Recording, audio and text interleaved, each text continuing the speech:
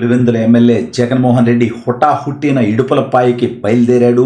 YS Avinash Reddy అతని తండ్రి భాస్కర్ రెడ్డిపై జగన్మోహన్ రెడ్డి తీవ్ర ఆగ్రహం వ్యక్తం చేస్తూ వాళ్ళని కొట్టడానికి కూడా సిద్ధమైనట్టుగా తెలుస్తూ ఉంది. అసలు ఇంతకీ జగన్మోహన్ రెడ్డి హుటాహుట్టిన ఇప్పుడు పులివెందులకు ఎందుకు పోతున్నాడు, అవినాష్ రెడ్డి భాస్కర్ రెడ్డిపై ఎందుకు సీరియస్ అవుతున్నాడు, ఏం జరిగింది అనేది ఈ వీడియోలో వివరించబోయే ముందుగా ఇప్పటి వరకు మన ఛానల్ సబ్స్క్రైబ్ చేయని వాళ్ళు ఖచ్చితంగా సబ్స్క్రైబ్ చేయండి. ఇక విషయానికి వస్తే, పులివెందుల పులకేసిగా హింసించే రాజు 23వ పులకేసి కంటే నికృష్టమైనటువంటి పరిపాలకుడిగా పేరుంది. ప్రతిపక్ష హోదా లేకుండా ఓడిపోయినటువంటి జగన్మోహన్ రెడ్డి దాదాపు 30 ఏళ్లుగా కడప జిల్లాని మాత్రం అతను కానీ అతని తండ్రి కానీ కంచు కోటగా తయారు చేసుకున్నటువంటి విషయం మనందరికీ తెలుసు. తెలుగుదేశం ప్రభుత్వం అధికారంలోకి వచ్చినప్పుడు కూడా స్థానిక సంస్థల దగ్గర నుంచి ఎమ్మెల్యేలు ఎంపీలు దాకా మొత్తం వైఎస్ఆర్ కాంగ్రెస్ పార్టీ దాదాపు 90% గెలుస్తున్నటువంటి పరిస్థితి నుంచి సొంత నియోజకవర్గం పులివెందుల్లో కూడా బీటెక్ రవి దెబ్బకి జగన్మోహన్ రెడ్డి విలవిలలాడేటువంటి పరిస్థితి వచ్చింది. సాగునీటి సంఘాల ఎన్నికల్లో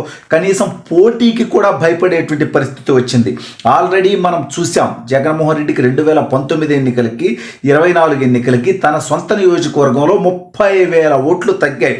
30,000 మంది కళ్ళు తెరుచుకొని ఈ దౌర్భాగ్యుడితో మాకు వద్దు అని చెప్పి బీటెక్ రవి గారికి ఓటేయటం జరిగింది.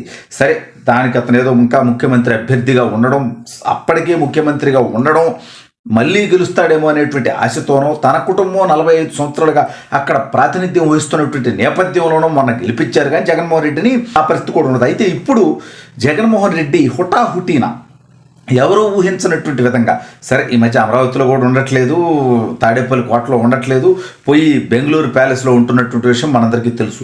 అక్కడేం సెటిల్మెంట్లు చేస్తున్నాడు, ఏం దందాలు చేస్తున్నాడు, దోచుకుని సర్దుకుంటున్నాడా, విదేశాలకు పారిపోవటానికి సెటప్ చేసుకుంటున్నాడా, అక్కడేమన్నా సెటిల్మెంట్లు చేస్తున్నాడా అనేది కూడా రకరకాల వార్తలు జరుగుతూ ఉన్నాయి. అయితే ఇప్పుడు అనూహ్యంగా జగన్మోహన్ రెడ్డి తన సొంత తమ్ముడు కడప ఎంపీ అయినటువంటి అవినాష్ రెడ్డిపై అతని తండ్రి భాస్కర్ రెడ్డిపై నిప్పులు చెరుగుతున్నట్టుగా తెలుస్తూ ఉంది.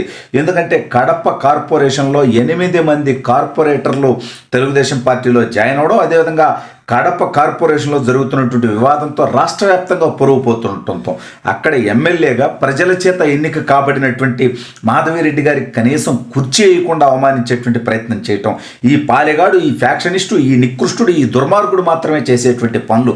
రేపొద్దున పులివెందుల్లో జగన్మోహన్ రెడ్డి దేనికన్నా పోతే అక్కడ ఎమ్మెల్యే అయినప్పటికీ రిమైనింగ్ స్థానిక సంస్థలన్నీ తెలుగుదేశం గెలిచిన తర్వాత అన్ని నీటి సంఘాలు గెలిచింది, రేపు పులివెందుల మున్సిపాలిటీ గెలుస్తుంది, సర్పంచ్లు ఎంపీటీసీలు అన్నీ గెలుస్తారు.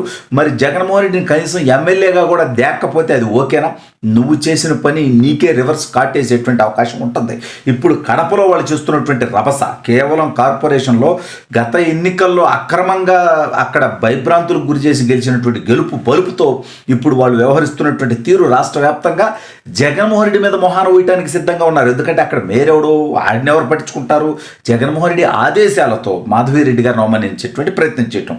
ఆల్రెడీ ఉమ్మడి కడప జిల్లాలో జగన్మోహన్ రెడ్డికి భారీ దెబ్బ తగిలింది. పొద్దుటూరు తెలుగుదేశం పార్టీ గెలిచింది, అదేవిధంగా మైదుకూరు గెలిచింది తెలుగుదేశం పార్టీ, అదేవిధంగా రాయచోటి గెలిచింది తెలుగుదేశం పార్టీ. మొత్తం 7 స్థానాల్లో జమ్మలమడుగు తెలుగుదేశం పార్టీ గెలిచింది.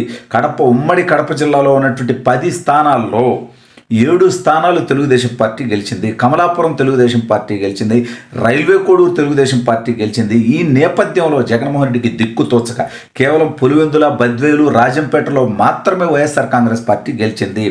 ఈ దెబ్బతో సొంత జిల్లాలో కూడా దెబ్బ పడినప్పటికీ ఇంకా సిగ్గు ఎగ్గు అనేది లేకుండా ఇంకా ఎదుటి వాళ్ళ మీద విమర్శలు చేసేటువంటి ప్రయత్నం చేయటం, సొంత నియోజకవర్గంలోనే చెల్లని రూపాయిగా అక్కడ పనికి రాకుండా పోయాడు. మొన్న కనుక షర్మిల కనుక ఎంపీగా పోటీ చేయకపోతే కాంగ్రెస్ పార్టీ నుంచి తెలుగుదేశం పార్టీ ఎంపీ అభ్యర్థి కూడా భూపేష్ రెడ్డి కూడా గెలిచి ఉండేటువంటి పరిస్థితి.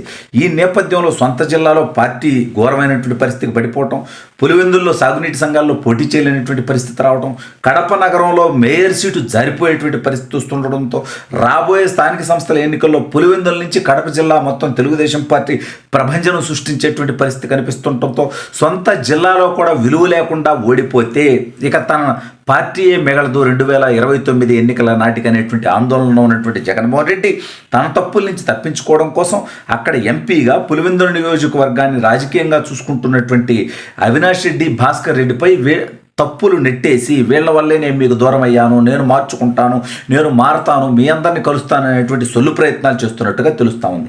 ముఖ్యమంత్రిగా ఉన్నప్పుడు నియోజకవర్గానికి టైం అయినటువంటి వ్యక్తి, నియోజకవర్గం నుంచి వచ్చిన వాళ్ళని కలవనటువంటి వ్యక్తి, ఏదన్నా ఉంటే అవినాష్ రెడ్డితో మాట్లాడుకోమన్నటువంటి వ్యక్తి ఇప్పుడు నాతో నేరుగా మాట్లాడండి, నాకే చెప్పండి అంటే ఇప్పుడు నువ్వేం తీరుతావు అన్న సమస్యలు చెప్తే మాత్రం ఏం ఆరోగలుగుతావు? నువ్వు ఉన్న పదవి ఊడిన తర్వాత నీకు జ్ఞానోదయం అయితే ఉపయోగం ఏముంది? అయినా ప్రజలు చెప్పుతో కొట్టినా ఇంకా నువ్వు అమరావతి మీద విద్వేషం చెబుతున్నావు. చూడు, 11 సీట్లు ఇచ్చి ప్రతిపక్ష నేత హోదా లేకుండా చేసిందే నువ్వు చేసినటువంటి తప్పుడు పరిపాలనకి ఇంకా నువ్వు అదే పందా కొనసాగిస్తుండడంతో రాష్ట్ర వ్యాప్తంగా సంగతి తర్వాత కానీ ముందు సొంత కడప జిల్లాలో పులివెందుల నియోజకవర్గంలో కూడా బొక్కపడేటువంటి పరిస్థితి ఉండటం, పార్టీ కడపలోనే